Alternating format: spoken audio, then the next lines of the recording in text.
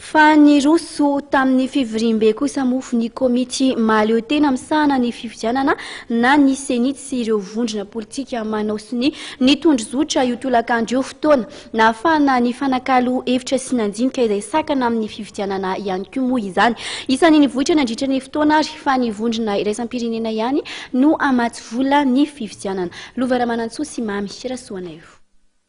Nifanaraka ireo mpizaika rehetra fa nivondrona iraisam-pirenena rery ihany no amatsy vola ny fanatanterahana ny fifidianana. Hoy Ramatoa Beatrice Atala, filohan'ny komity mahaleo tena misahana ny fifidianana na Cenit, taorian'ny fivoriana izay niarahany tamin'ireo vondrona politika nanao sonia ny tondro zotra io tolakandro tetsy amin'ny fivoriambe etsy Alarobia.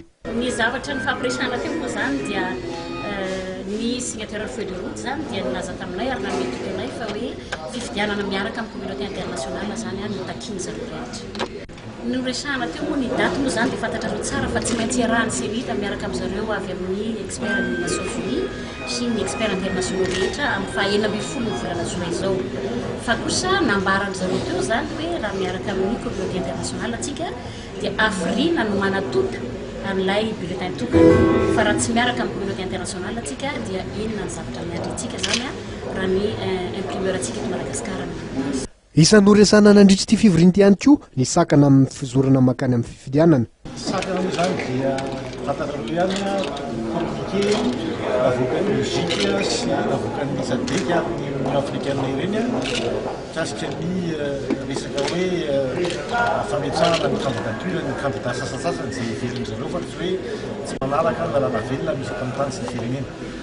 Dia izay olan'izay zany resahanay tamin'ny ramatoa présidente Cenit hoe olana ara-politika izay alao vahanay mpanao politika indrindra moa zany izay mpanosonia ny tondro zotra.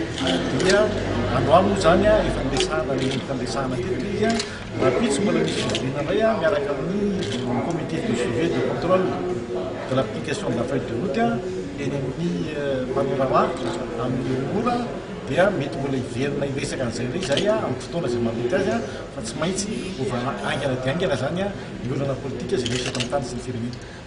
Mbola ho resahana miaraka amin'ny vondrona iraisam-pirenena izany olona rehetra izany mandritra ny fahatongavan'ny sadeka sy ny OIF atoato ho iatrany ny filohan'ny kongresin'ny tetezamita.